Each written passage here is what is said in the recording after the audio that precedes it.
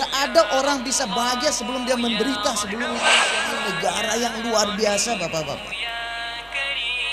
Dan hanya santri yang bisa pahami ini. Sebagian kelompok di negara kita niki membangga-banggakan negara lain, padahal saat ini sebagian besar negara lain itu sedang membangga-banggakan Indonesia. Di berita, saya lihat di medsos, saya lihat di internet, ada kejadian gempa di Indonesia.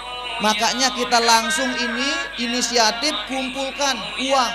Berapapun silakan kumpulkan. Masya Allah uangnya satu kresek besar. Yang orang Indonesia saja belum sempat menggalang dana, di sini masih jauh. Loh kok Anda sudah galang dana? Ditanya bapak itu. Apa jawaban bapak itu? Karena saya cinta sama Indonesia.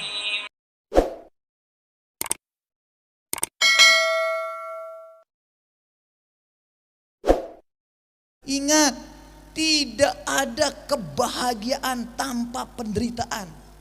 Ingat, tidak ada kebahagiaan tanpa penderitaan. Tidak ada orang bisa bahagia sebelum dia menderita sebelumnya. Kalau ada orang bahagia sebelum dia menderita, kebahagiaan palsu. Tidak menunggu lama, sengsara dia. Tetapi karena dia jadi santri, seru caranya menyampaikannya. Malah kadang-kadang dia pakai hukum-hukum tajwid. Ya, dia bilang apa? Ketika aku memandangmu, aku bagaikan saktah, hanya bisa terdiam dan tak bisa bernapas. Tetapi aku di hadapanmu itu bagaikan nun bertemu dengan bila gunnah. Ada tetapi dianggap tidak ada. Ya. Nah ini santri, ya. Walaupun mengutarakan cinta tapi ada pelajaran di sana. Indonesia ini negara yang luar biasa bapak-bapak. Dan hanya santri yang bisa pahami ini. Makanya dibikinkan hadis santri supaya apa? Supaya terus menerus kita cas kecintaan kita sama negeri ini. Ini tidak lepas Indonesia ini bisa begini dari perjuangan para santri. Ada sebagian kelompok di negara kita niki membangga-banggakan negara lain, padahal saat ini sebagian besar negara lain itu sedang membangga-banggakan Indonesia. Ada orang coba Indonesia kayak ini, coba Indonesia kayak itu. Dia sebut maunya Indonesia kayak ini, mau Indonesia kayak ini. Padahal orang-orang yang dia sebut pinginnya Indonesia kayak gitu, dia pingin Indonesia tetap seperti yang sekarang ini. Jadi tiang ingat bapak-bapak, ibu-ibu tiang, suatu ketika ada duta besar. Lupa tiang dia duta besar dari mana, yang jelas duta besar salah satu negara Timur Tengah, negara Arab. Ketika beliau datang niki tahun 2018, waktu kejadian gempa Lombok Utara yang dahsyat niki. Ketika menyerahkan bantuan, beliau sempat cerita. Di tempat saya jadi duta besar, tiba-tiba ada seorang bapak-bapak parubaya bawa kresek besar. Lapor sama petugas satpam pingin ketemu dengan ibu duta besar. Lalu satpamnya bilang apa? Ada keperluan apa? Titip saja sama saya nanti saya sampaikan. Orang ini bilang apa? Saya ndak mau, saya harus ketemu dengan beliau karena ini penting. Ada yang mau saya sampaikan. Akhirnya dikabulkan sama petugas, ketemu dia dengan duta besar niki namanya Ibu Ratna. Tiang ingat namanya Ibu Ratna, tapi duta besar mana tiang lupa. Lalu ditanya orang niki, ada apa Pak katanya. Ini saya membawa sedikit uang yang saya kumpulkan dari teman-teman saya. Loh uang untuk apa Pak? Saya dengar di berita, saya lihat di medsos, saya lihat di internet, ada kejadian gempa di Indonesia. Makanya kita langsung inisiatif kumpulkan uang. Berapapun silakan kumpulkan. Masya Allah uangnya satu kresek besar katanya. Lalu duta besar ini heran. Loh saya yang orang Indonesia saja belum sempat menggalang dana, di sini masih jauh. Loh kok Anda sudah galang dana? Ditanya bapak itu. Apa jawaban bapak itu? Karena saya cinta sama Indonesia.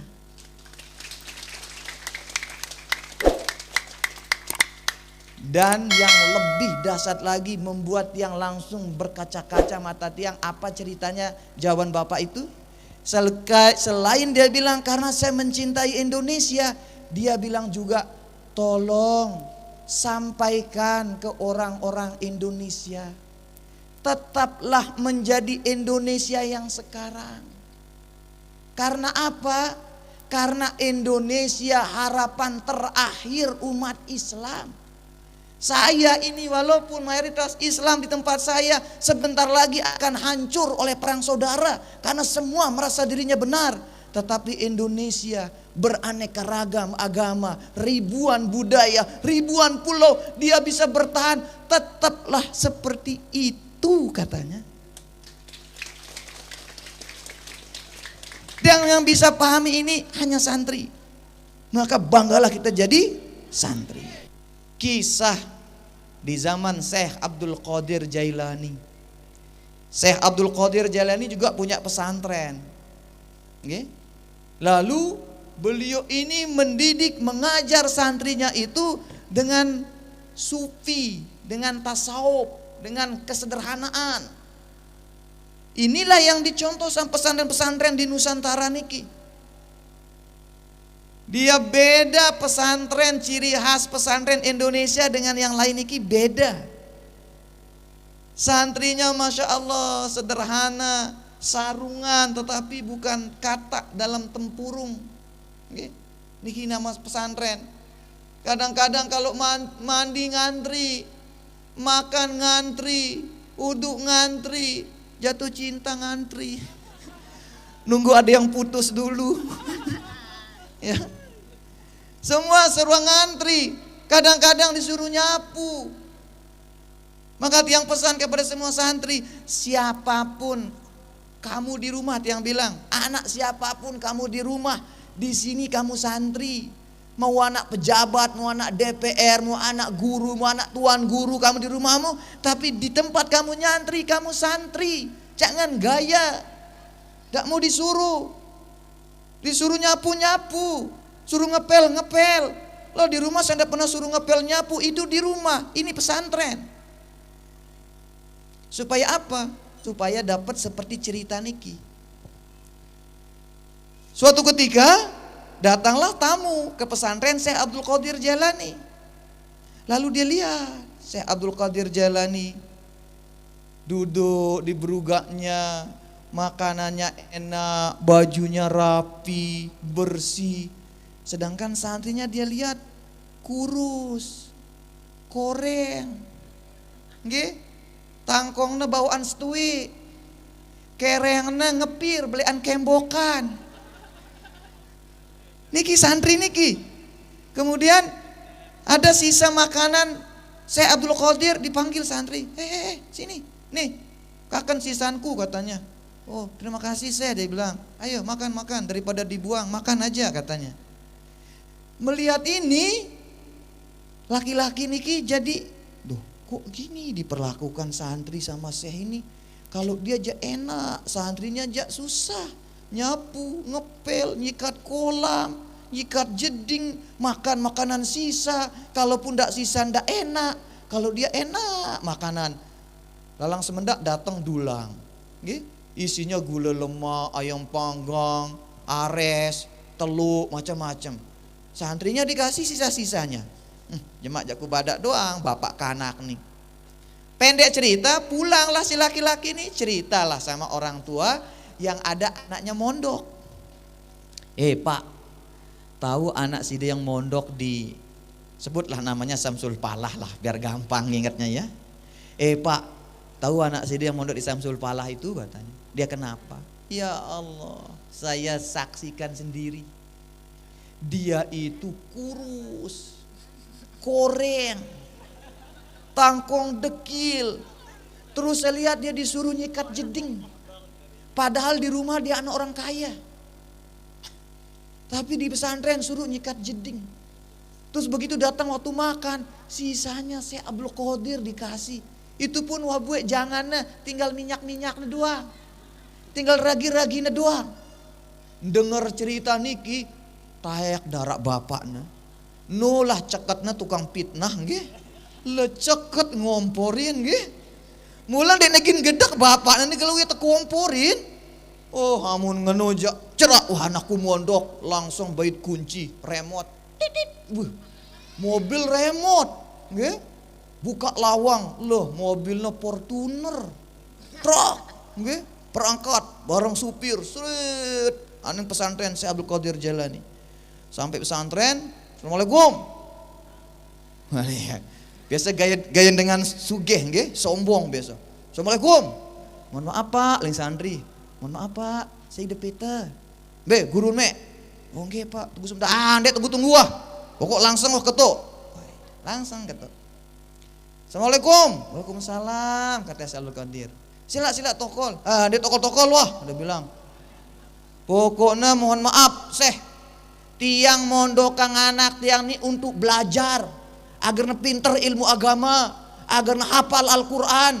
Bukan tiang mondok kang anak tang tepiak pembantu, nyikat jeding, nyapu halaman, ngepel lantai, koreng, payah, irusan, sida doang gaya. Kan nih cerak mondok anak tiang.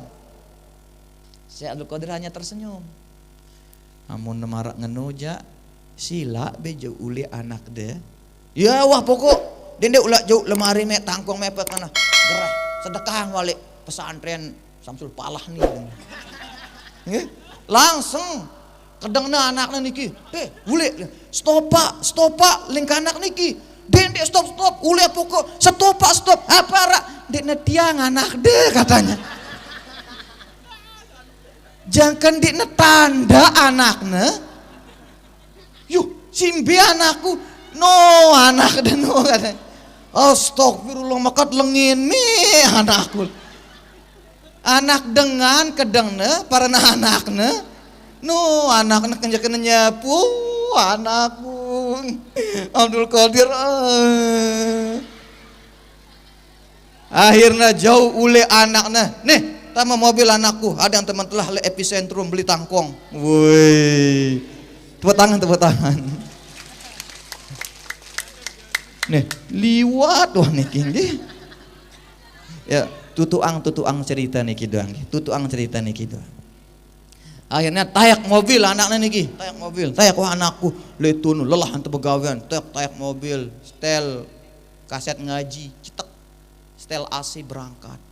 Napi si bacana le MP3 mobil niki, ya ikutin si kanak niki. Tet. Yuh. Bengak bapak. Yuh.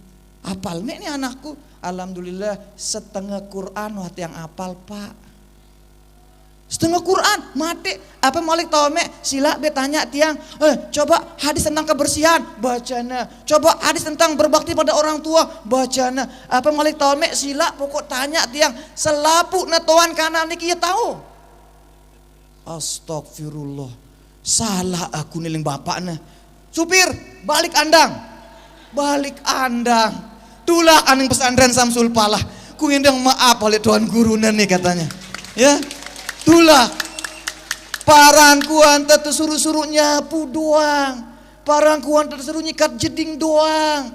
Ternyata dalam nyapu, dalam nyikat jeding itu ada pendidikan. Amono, tulak. Burang ngajarak mondok anakku. Aina tulak. Enggih Pak, aranya anak pondok, enggih doang. Burung tani epicentrum, pajem mah epicentrum wah. Tulak dulu lina. Bodoh ante laun tulak. Serius nak ada tokol niki Syekh Abdul Qadir. Oi gupo. Assalamualaikum Syekh. Ngonek ja oi ngangas nggih. Makane jak nundek. Assalamualaikum Syekh. Yo, napi Pak, arak ketinggalan, arak game lagi bait. Nenten marak niki Tuan Syekh. Tiang mohon maaf niki Tuan Syekh. Nabi de mohon maaf Pang.